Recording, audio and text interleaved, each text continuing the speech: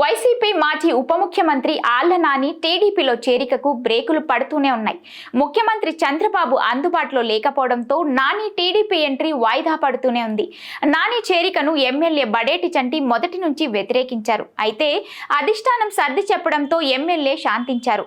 YCP హయాంలో deputy CM స్థాయి నుంచి నేడు టీడీపీలో చేరిక కోసం పడిగాపులు పడే స్థాయికి నాని దిగజారిపోయాడంటూ ఎద్దేవా చేస్తున్నారు వైసీపీ నేతలు. మరోపక్క టీడీపీ నుంచి వారి కేడర్ నుంచి నిరాసక్తత, వ్యతిరేకత ఎదురవుతున్నా ఎదురు చూసి మరీ చేరాల్సిన దుస్థితి ఏంటంటూ ఆళ్ల వర్గం మదనపడుతోంది.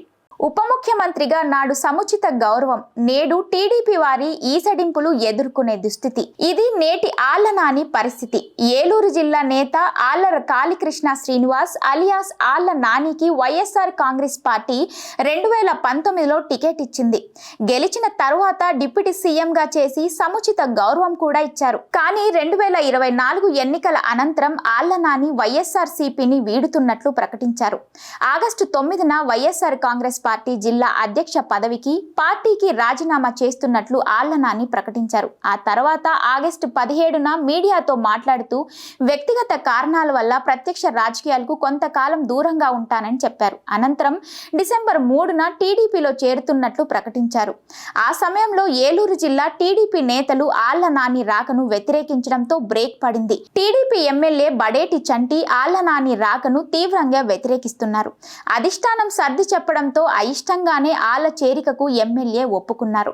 డిసెంబర్ 11న అనుకున్న చేరిక మరోసారి కూడా వాయిదా పడడంతో ఆళ్ల వర్గం డీలా పడింది. ఆ తర్వాత వారం రోజులుగా ఆళ్ల నాని టీడీపీలో చేరుతారంటూ వార్తలు వస్తూనే ఉన్నాయి. చివరకు డిసెంబర్ 18న అంటే నిన్న కూడా చంద్రబాబు సమక్షంలో ఆళ్ల నాని టీడీపీలో చేరుతారంటూ ప్రచారం జరిగింది. అయితే చంద్రబాబు అందుబాటులో లేకపోవడంతో వాయిదా వేసుకోవాల్సి వచ్చింది. రాష్ట్రానికి ఉప ముఖ్యమంత్రిని చేసి అత్యున్నతంగా గౌరవించిన వైఎస్ఆర్ సిపిని వీడిన తర్వాత ఆళ్ల నాని టీడీపీలో కాలు మోపేందుకే నానా ఇక్కట్లు పడుతున్నారంటూ వైసీపీ నేతలు విమర్శిస్తుండగా, పొమ్మనకుండా పొగబెడుతున్న చూరపట్టుకు వేలాడిన చందంగా ఆళ్ల నాని పడిగాపులు పడుతున్నాడని ఈసడిస్తున్నారు.